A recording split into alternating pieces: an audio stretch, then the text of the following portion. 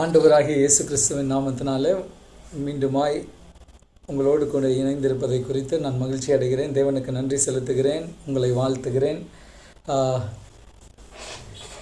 இன்றைய நாளில் நம்ம என்ன பார்க்க போகிறோம் அப்படின்னு சொன்னால், ஜீவ தண்ணீர் அப்படிங்கிற ஒரு காரியத்தை நம்ம தியானிக்க போகிறோம்.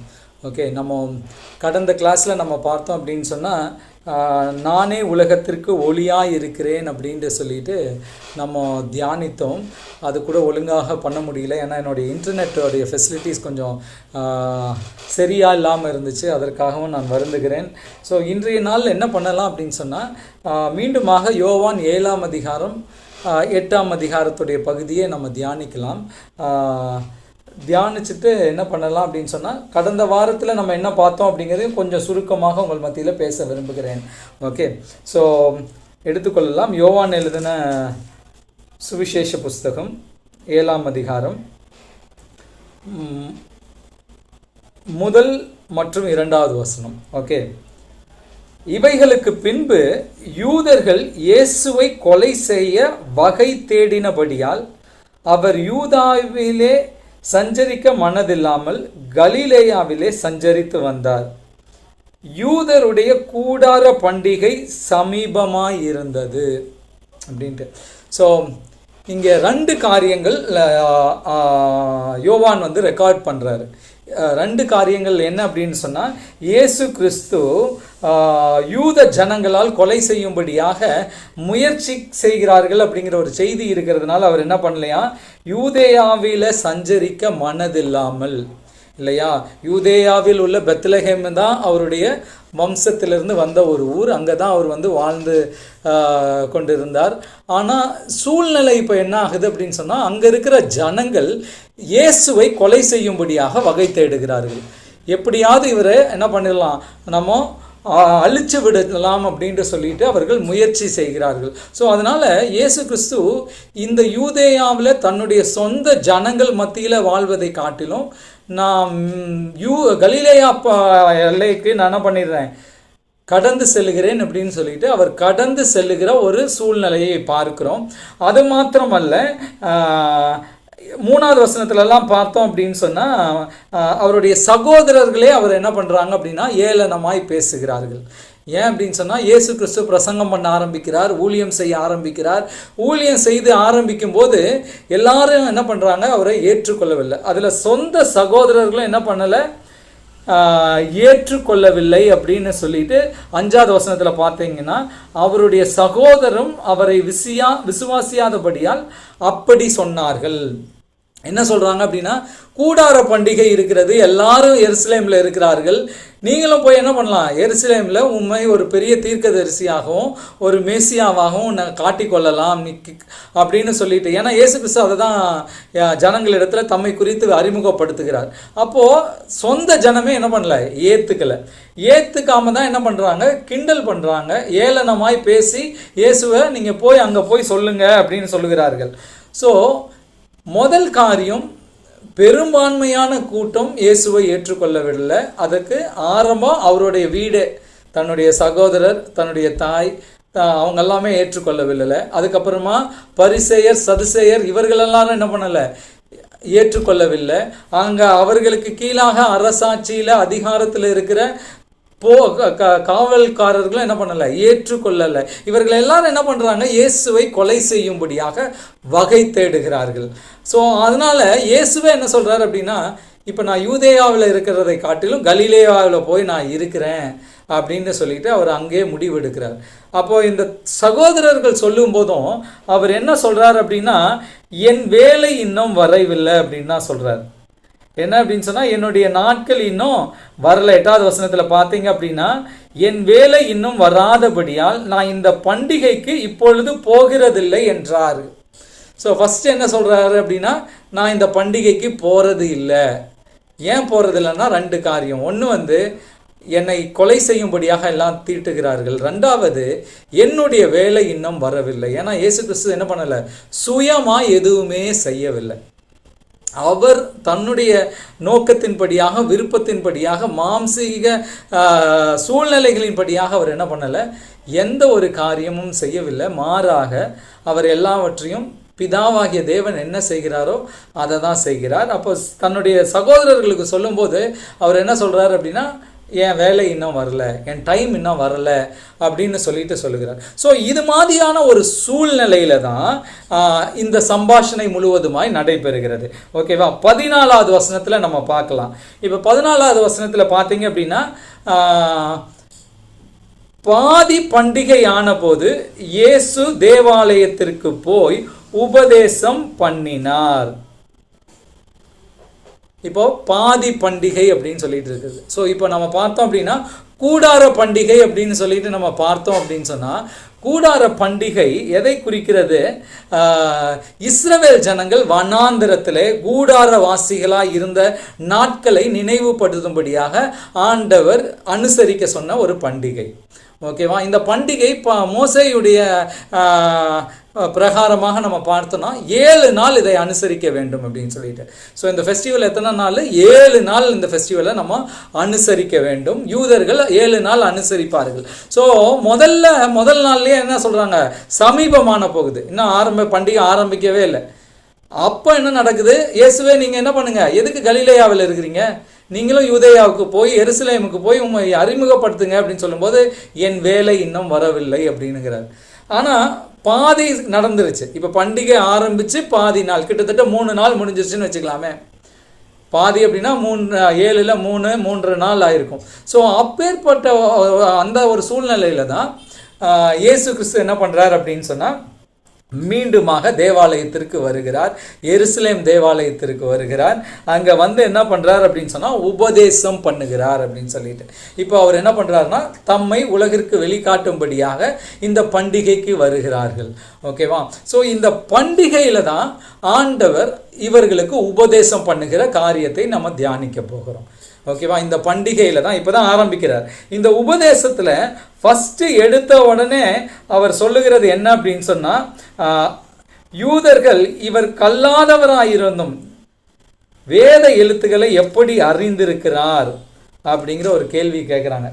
இவருக்கு அறியாத ஒரு மனுஷன், படிக்காத ஒரு மனுஷன், ஆனாலும் அவர் எப்படி இப்படி போதிக்கிறார் அப்படின்னு சொல்லிட்டு ஒரு பெரிய ஆச்சரியம் ஏற்படுகிறது. இயேசு கிறிஸ்து மீண்டுமாக தன்னுடைய எங்கேருந்து வருகிறேன் அப்படிங்கிறது தான் பேசுகிறார். நான் என்ன பண்ணல, சுயமாக நான் எதுவும் செய்யலை, ஏன் சித்தத்தின்படி செய்யவில்லை, எதுவானாலும் நான் என்ன பண்ணுறேன், தேவ சித்தத்தின்படியாக தான் செய்கிறேன் அப்படின்னு சொல்லிட்டு அவர் இங்கே சொல்லுகிறத நம்ம பார்க்க முடியும். சரியா?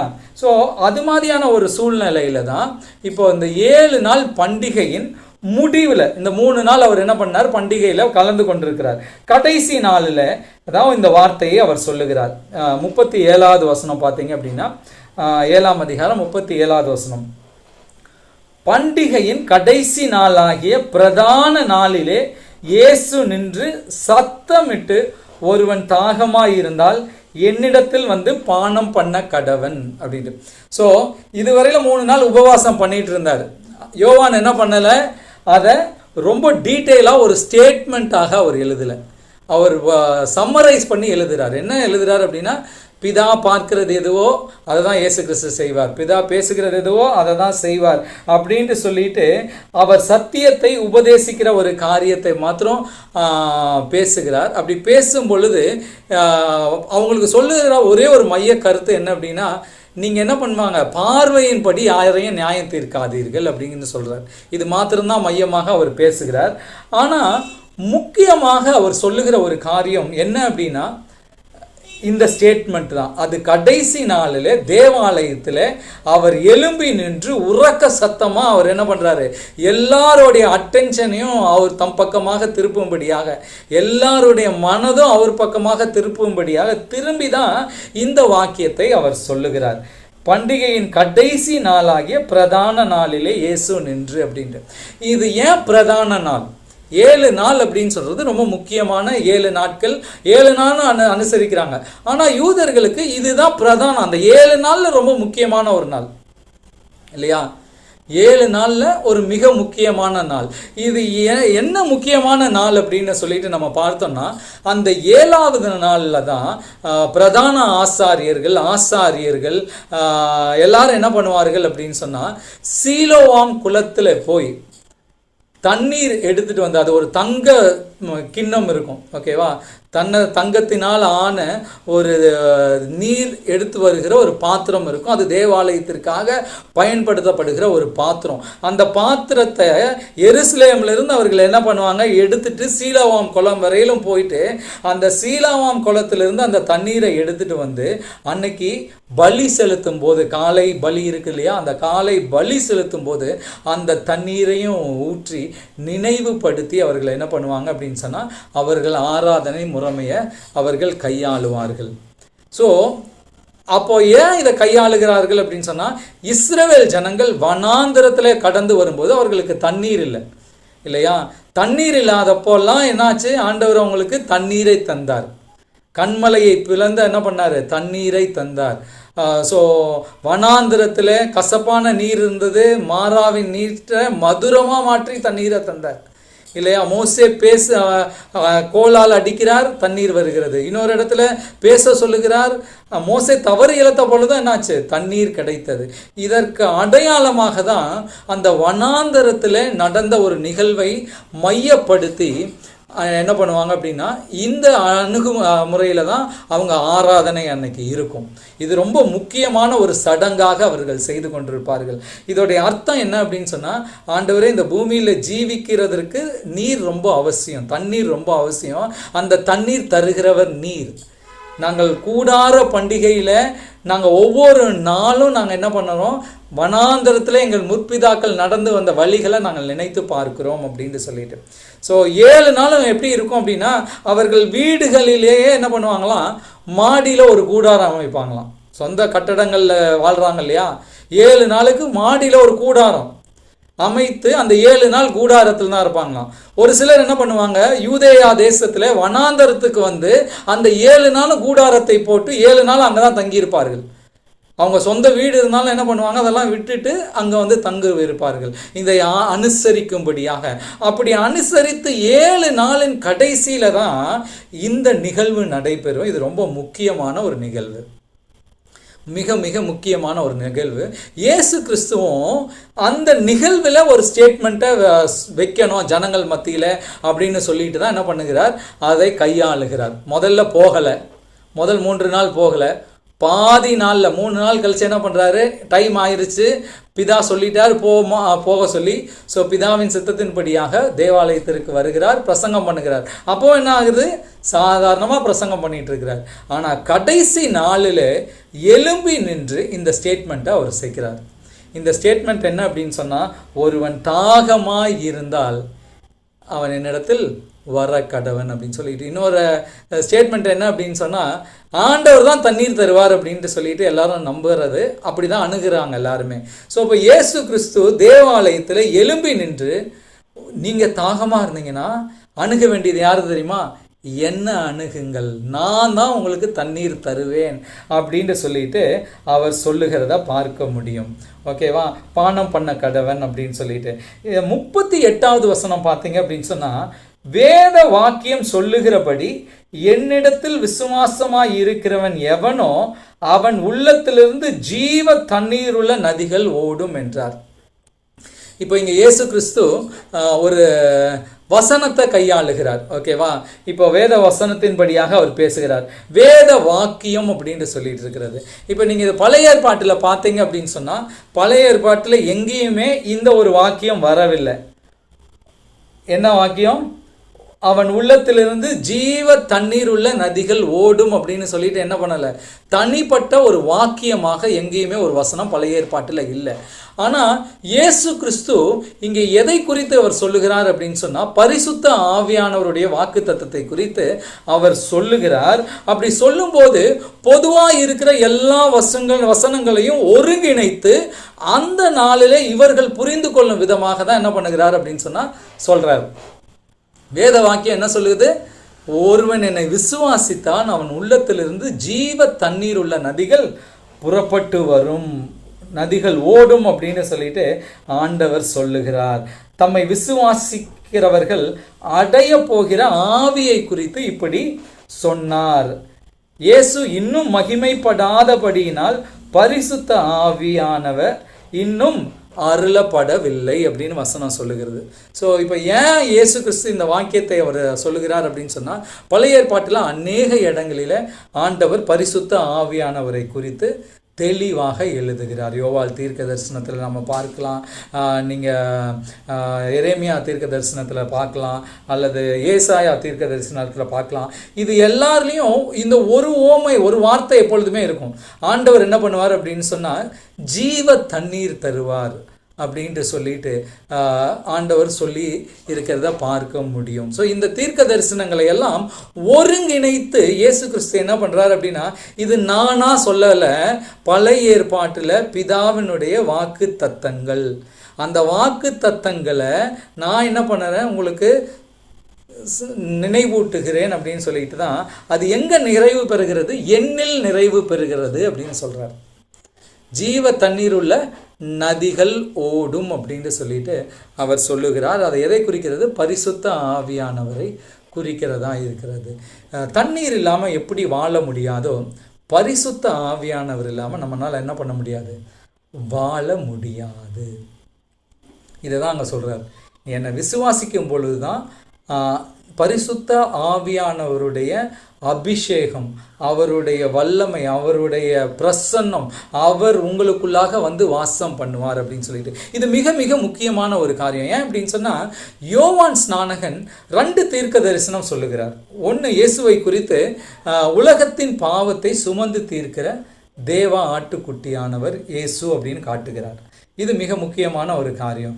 2வது தீர்க்க தரிசனம் என்ன அப்படின்னு சொன்னால், எனக்கு பின்பாக வருகிறவர் அவர் என்னிலும் பெரியவர், நான் உங்களை ஜலத்தினால் ஞானஸ்நானம் கொடுக்குறேன், ஆனால் அவர் என்ன பண்ணுவார், அக்கினியினாலும் பரிசுத்த ஆவியினாலும் ஞானஸ்நானம் கொடுப்பார் அப்படின்னு சொல்லிட்டு இயேசு கிறிஸ்துவன். இப்போ நீங்கள் வேதத்தை பார்த்தீங்க அப்படின்னா, பைபிள் கிட்டத்தட்ட ஒரு 40 வருடம் கழித்து தான் எழுதப்பட்டது. அதுக்குள்ளே சபை ஸ்தாபிக்கப்பட்டுச்சு, பெந்தெகோஸ்தே நாள் நடந்துட்டு விட்டது, விசுவாசிகள் வரங்களை பெற்றுக்கொண்டார்கள், பரிசுத்த ஆவியானவரை பெற்றுக்கொண்டார்கள், சபை எல்லாம் எல்லைகளிலும் வளர்ந்துருச்சு. அதுக்கப்புறமா தான் சுவிசேஷம் எழுதுகிறாங்க இல்லையா? ஆனால் சுவிசேஷம் எழுதுகிற ஒவ்வொருத்தரும் எங்கே ஆரம்பிக்கிறாங்க தெரியுமா? யோவான் ஸ்நானகன் இடத்துலேருந்து ஆரம்பிக்கிறார்கள். ஏன்னா பழைய ஏற்பாட்டிற்கும் புதிய ஏற்பாட்டிற்கும் பாலமாக இருப்பது யோவான் ஸ்நானகன். கடைசி புஸ்தகம் யோவான் ஸ்நானகனை குறித்து இருக்கிறது. இயேசு கிறிஸ்து வருவதற்கு முன்பாக யோவான் ஸ்நானகன் வருகிறார்.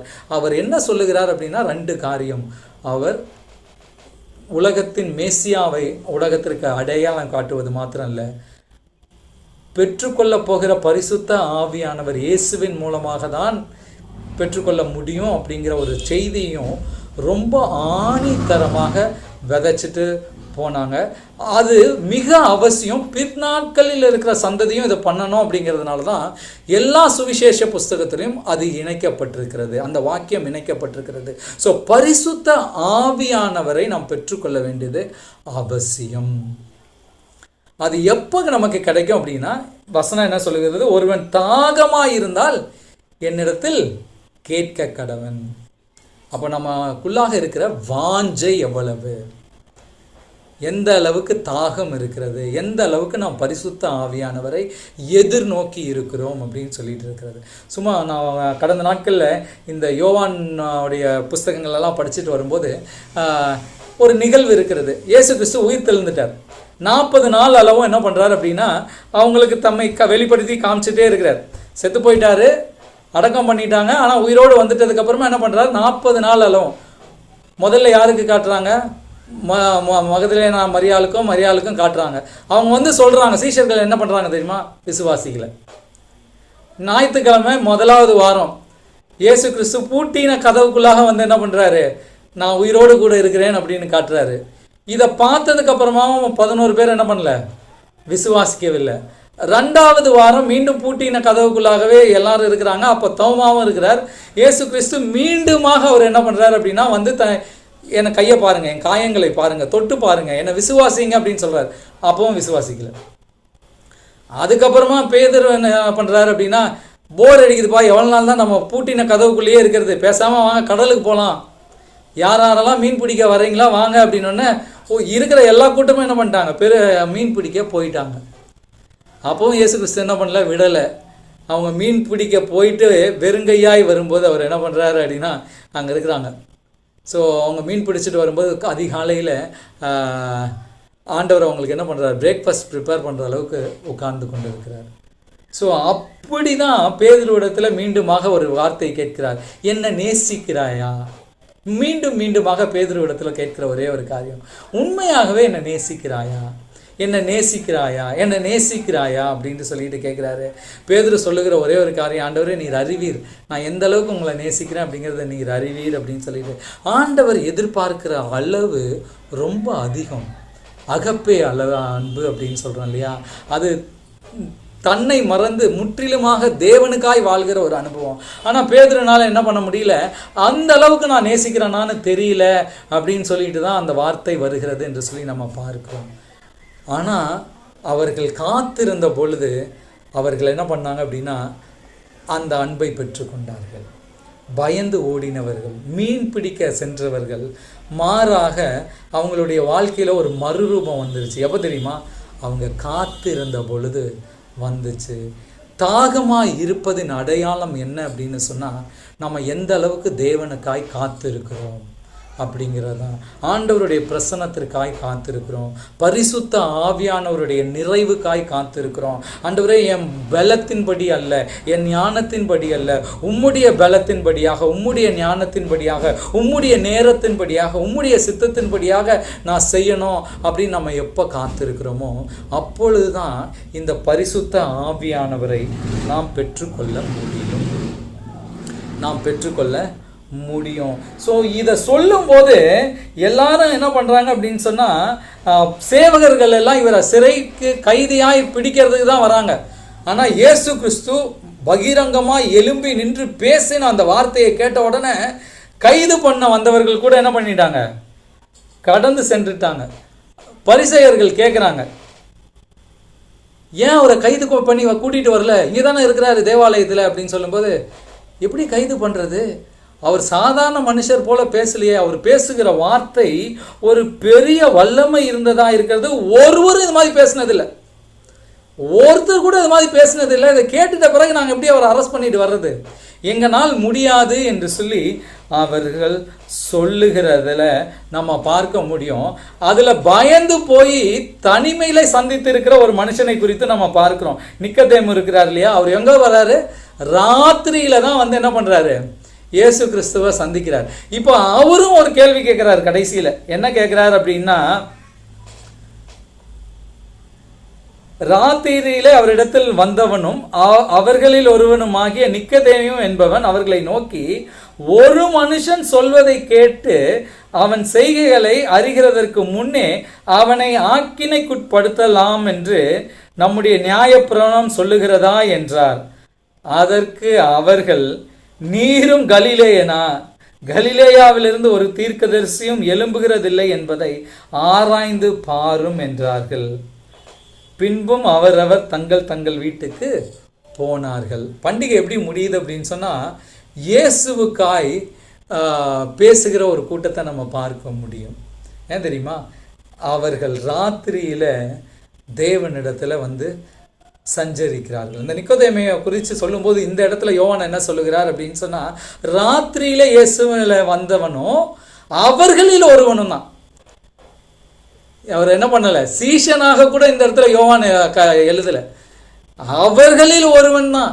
ஆனால் அவர்களில் ஒருவன் அவன் என்ன பண்ணான் அப்படின்னு சொன்னால், திறந்த மனதோடு கூட இயேசுவை அறிந்து கொள்ளும்படியாக, இயேசுனுடைய போதனைகளை கேட்பதற்காக அவன் என்ன பண்ணான், ஓப்பனாக இருந்து போய் இயேசுவினிடத்தில் கற்றுக்கொண்டே இருந்தான். ஸோ நாம் பரிசுத்த ஆவியானவரை பெற்றுக்கொள்ள வேண்டும் என்று சொன்னால் நம்ம எந்த அளவுக்கு திறந்த மனதோடு கூட இருக்கிறோம் அப்படிங்கிறது மிக அவசியம்.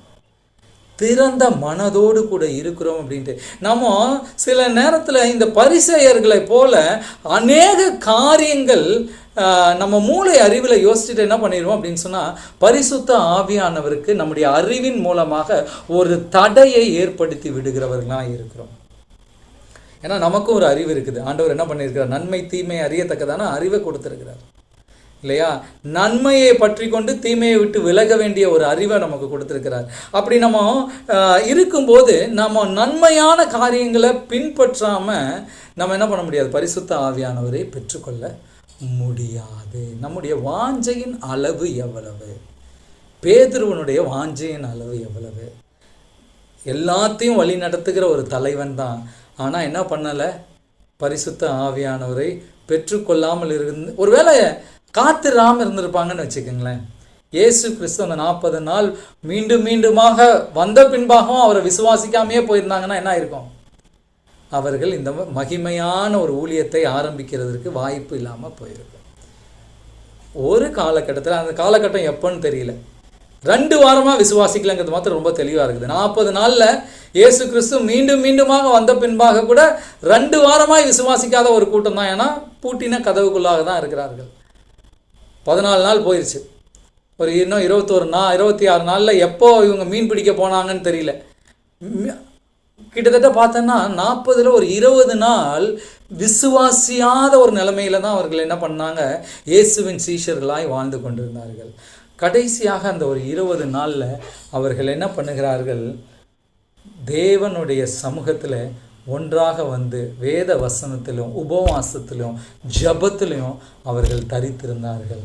அப்போ தான் என்ன ஆச்சு அப்படின்னு சொன்னால், பரிசுத்த ஆவியானவரை பெற்றுக்கொண்டார்கள். கொடுப்பது யாரு? இயேசு கிறிஸ்து. வாக்குத்தத்தம் யார் பண்ணுனா? பிதாவாகிய தேவன். பெற்றுக்கொள்ள போவது யார்? பரிசுத்த ஆவியாகிய தேவன். இந்த 3 பேரும் நம்முடைய வாழ்க்கையில நம்ம குறித்து சாட்சி சொல்லுகிற நபர்களாக இருக்க வேண்டும். அது எப்போ தெரியுமா நடைபெறும்? பரிசுத்த ஆவியானவர் என்னுடைய அபிஷேகத்தை நாம் பெறும் பொழுது நடைபெறுகிறதாக இருக்கும். ஸோ இங்கே முடியும் பொழுது ஒரு கூட்டம் என்ன பண்ணிருச்சு அப்படின்னு சொன்னால், இயேசுவை விசுவாசிக்கும்படியாக முயற்சி செய்கிறது.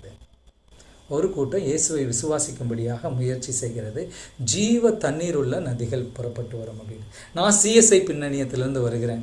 இந்த வசனம் எனக்கு ரொம்ப முக்கியமான வசனம். ஏன் அப்படின்னா, என் வாழ்க்கையின் அனுபவம் இது. எனக்கு பரிசுத்த ஆவியானவர்னா யாருன்னே தெரியாது. நான் பக்கா சிஎஸ்ஐயில் வளர்ந்த ஒரு பையன், எல்இஎஃப்ல சண்டே கிளாஸ் அட்டெண்டன்ஸ் பண்ண பையன். யாருமே எனக்கு என்ன பண்ணல? பரிசுத்த ஆவியானவரை குறித்தோ, வரங்களை குறித்தோ, அந்நிய பாஷையை குறித்தோ, ஞானஸ்நானத்தை குறித்தோ யாருமே சொல்லி தரல. நான் இயேசுவை ஏற்றுக்கொண்டேன். உண்மையாய் பாவத்திலிருந்து என்னை விடுதலை ஆக்கணும் அப்படிங்கிறது தான் என்னுடைய ஒரே நோக்கம். ஏன்னா நான் ரொம்ப அடிமைத்தனத்தில் இருந்த ஒரு பையன். புகைப்பிடிப்பதற்கும் மதுவுத்துக்கும் இது மாதிரி பாவத்திற்கும் அடிமையாக இருந்த பையன். ஒரே ஒரு எண்ணம், ஏசப்பா என்னை வந்து என்ன பண்ணுங்க, இந்த பாவத்திலிருந்து என்னை மீட்டெடுங்க அப்படின்னு சொல்லிட்டு தான் ஒரே ஜெபம். அப்படி இயேசுவை பின்பற்றி கொண்டிருந்த ஒரு நாளில், ஒரு ஞாயிற்றுக்கிழமை பெங்களூர்லேருந்து ஒரு பாஸ்டர் வராரு. எல்லாம் சர்ச்சு சர்வீஸ் எல்லாம் முடிஞ்ச பிறகு ஜெபம் பண்ணுறாங்க. பரிசுத்த ஆவியானவர் யாரெல்லாம் பெற்றுக்கொள்ளணும்னு விரும்புகிறீங்களோ அவங்கெல்லாம் என்ன பண்ணுங்க, முன்னாடி வாங்க, உங்களுக்காக நாங்கள் ஜெபிக்க விரும்புகிறோம் அப்படின்னு. அவர் பிரசங்கம் பண்ணது கூட பரிசுத்த ஆவியானவரை பற்றி பிரசங்கம் பண்ணல. அவர் பொதுவாக ஒரு பிரசங்கம் பண்ணிட்டாரு. பிரசங்கெல்லாம் முடிஞ்சதுக்கப்புறமா பாஸ்டர் போய், அண்ணா எல்லாருக்காகவும் பரிசுத்த ஆவியானவருக்காக ஜெபம் பண்ணுங்க அப்படின்னு சொன்னோட இன்ஸ்டண்ட்டாக நடக்குது இந்த மீட்டிங். ஸோ நான் போகும்போது எனக்கு மனதில் என்ன அப்படின்னா, நான் இன்னும் பரிசுத்தமாகாத ஒரு பாவி, இன்னும் இயேசுவினிடத்தில் போராடி கொண்டு இருக்கிறேன். எப்படியாவது என்ன பண்ணணும், இன்னும் பரிசுத்தம் அடையணும், இன்னும் ஆண்டவரை போட மாறணும், இன்னும் இயேசுக்காக வாழணும் அப்படின்னு ஒரு பிரயாசப்பட்டுருக்கு. ஸோ நான் மூலையில் போய் ஒரு ஜெபம் பண்ணிட்டு பண்ணுறேன். ஏசப்பா, குஷ்டரோகி ஒருத்தவங்க இடத்துல வந்து ஒரு முட்டி போட்டு என்ன சொன்னான், உமக்கு சித்தமானால் என்னை சுத்தமாக்குங்க அப்படின்ட்டு. நானும் அதே நிலைமையில தான் இருக்கிறேன். உமக்கு சித்தமானால் என்னை என்ன பண்ணுங்க, பரிசுத்த ஆவியினால் நிரப்புங்க அப்படின்னு சொல்லிட்டு சொன்னேன். ஸோ போய் நிற்கிறோம். நின்ன உடனே அவர் வந்து ஒவ்வொருத்தராக தலையில் கை வச்சு ஜெபம் பண்ணுறாரு. என்னை தலையில் கை வச்சு ஜெபம் பண்ண உடனே உண்மையாகவே எனக்கு தெரியும், அடி வயிறுலேருந்து நம்ம பேசுவோம் இல்லையா சில நேரத்தில், அப்படி ஒரு வார்த்தை உள்ளே இருந்து வருது. என் வாய் நான் பேசாத பாஷையை பேசிக்கிட்டே இருக்குது. கிட்டத்தட்ட 40 நிமிஷத்திற்கு மேலாக அந்த ப்ரேயர் நடக்குது. ஒரு காலகட்டத்தில் என் வாயே வந்து வலிக்க ஆரம்பிச்சிருச்சு. பேசி பேசி பேசி வலிக்க ஆரம்பிச்சிருச்சு. ஆனால் என் உள்ளார இருந்து ஒரு சத்தம், அது நிறுத்தவே முடியல, என்னால் நிறுத்தவே முடியல. என் மூல அறிவிலையும் நான் யோசிக்கிறேன், இதை நிறுத்தலாமே, ஏன் வலிக்குதே வாய் அப்படின்னு யோசிக்கிறேன். ஆனால் என்னால் பண்ணல, நிறுத்த முடியலை. நான் அதை பெற்றுக்கொண்டேன். நான் ஞானஸ்நானம் எடுத்தது வந்து ஆகஸ்ட் 6ஆம் தேதி. இந்த அபிஷேகம் பெறுவது வந்து ஆகஸ்ட் 11 12 நினைக்கிறேன், ஞாயிற்றுக்கிழமை பெற்றுக்கொள்கிறேன். கிட்டத்தட்ட ஒரு வாரம் தான். நான் ரட்சிக்கப்பட்டு வந்த ஒரு வாரத்தில் எனக்கு நான் பெற்றுக்கொண்ட ஒரு அனுபவம். எனக்கு பரிசுத்த ஆவியானவர்னா இன்னார் அப்படின்னு கூட அறிவு கிடையாது. அது பெற்றுக்கொண்டதுக்கப்புறமா நீங்கள் கேட்டிங்கன்னா எனக்கு தெரியாது. அதுக்கப்புறமா தான் படித்து தெரிஞ்சுக்கிறேன். பரிசுத்த ஆவியானவர்னா யார், அவர் வரும்போது என்ன வரங்கள் செயல்படும், அவர் வரும்போது நம்முடைய வாழ்க்கை எப்படி மாறும் அப்படிங்கிறது எல்லாமே அதற்கு பின்பாக தான் நான் அறிந்து கொண்டேன். ஆனால் ஆண்டவர் என்ன பண்ணார் அப்படின்னு சொன்னால், தம்முடைய ஜனங்களுக்கு அவர் வாக்குத்தத்தம் பண்ணின பரிசுத்த ஆவியானவரை தந்தார். எருசலேமிலே அவர்கள் தங்கி இருந்த பொழுது மேல் வீட்டு அறையில் அதை கொடுத்தார். கொர்நேலியு வீட்டில் பேதுரு போய் பிரசங்கம் பண்ணுறதுக்கே போக மாட்டேன்னு சொன்ன ஒரு பேதுரு அங்கே போய் பிரசங்கம் பண்ணுறார். ஒருவேளை ஆண்டவர் பார்த்துருப்பாருன்னு நினைக்கிறேன்.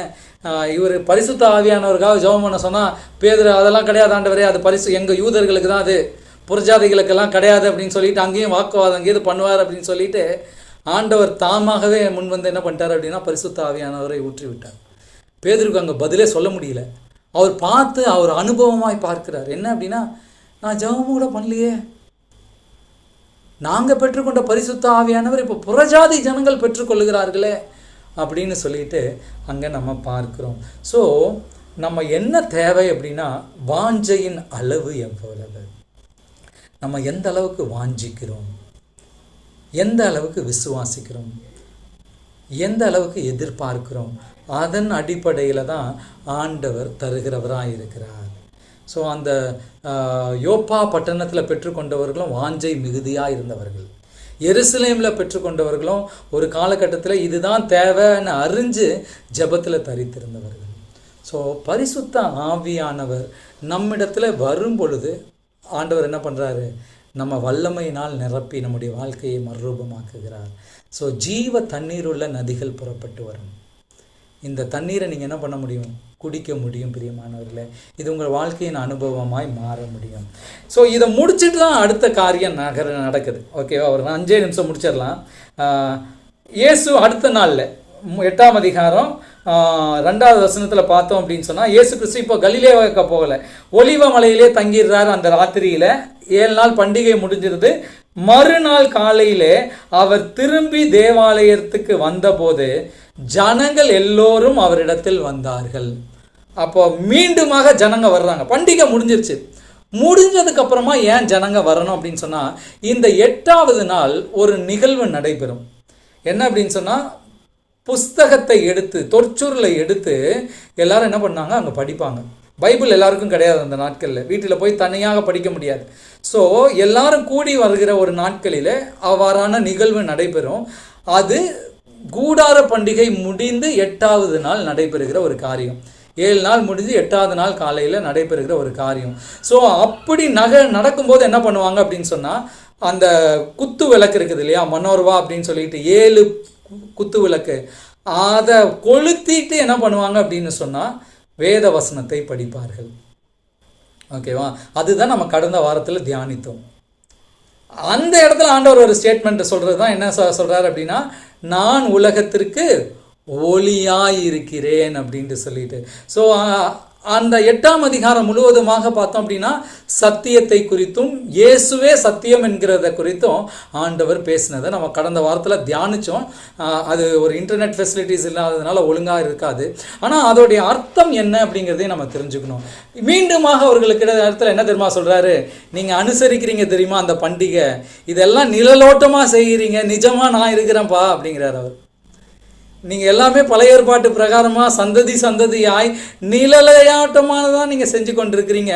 இப்போ நான் நிஜமாக இருக்கிறேன், நான் தான் இப்போ உலகத்திற்கு ஒளி. நீங்கள் போய் என்ன பண்ண வேண்டியதில்லை, 7 குத்து விளக்கை ஏற்ற வேண்டிய அவசியம் கிடையாது. நான் தான் உங்களுக்கு ஒளி. நீங்கள் என்ன பண்ண வேண்டியதில்லை, நீங்கள் ஏதோ ஒரு வசனத்தை படிக்க வேண்டியது அவசியம் இல்லை. நான் சொல்லுகிற சத்தியத்தை கேட்டு நீங்கள் நடந்தீங்க அப்படின்னு சொன்னால் பாவத்திலிருந்து நீங்கள் விடுதலை ஆவீர்கள். அந்த சத்தியம் உங்களை விடுதலை ஆக்கும். குமாரன் உங்களை விடுதலை ஆக்குவார்.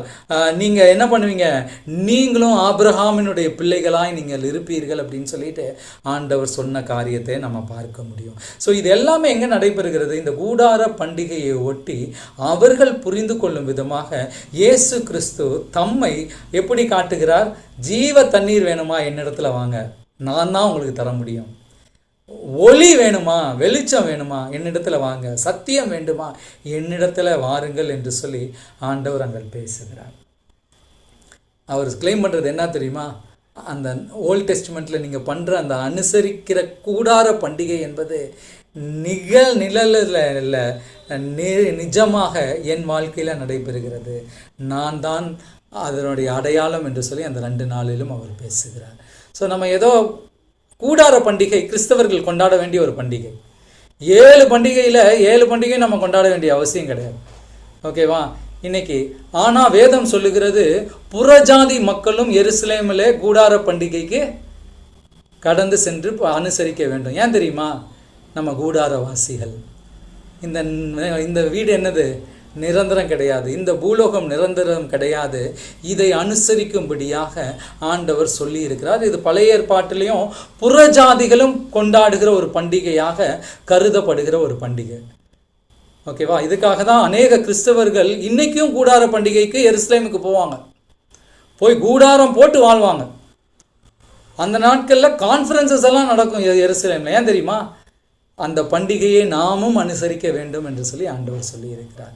ஸோ நம்முடைய வாழ்க்கையிலையும் நாமும் அதை அனுசரிக்கும் போது நிழலை அல்ல, நிஜத்தை நம்ம நினைத்து என்ன பண்ண வேண்டும்? அனுசரிக்க வேண்டியது அவசியம். பிரியமானவர்களே, கர்த்தர் தாமே உங்களை ஆசீர்வதிப்பாராக. நீங்கள் அதிகமாக பரிசுத்த ஆவியானவரை சார்ந்து கொள்ளும் பொழுது அவர் உங்களை என்ன பண்ணுறாரு அப்படின்னா, வாஞ்சையை நிறைவேற்றி அவருடைய வல்லமையை தந்து உங்களை நடத்துவார். கர்த்தர் தாமே ஆசீர்வதிப்பாராக. தேங்க்யூ.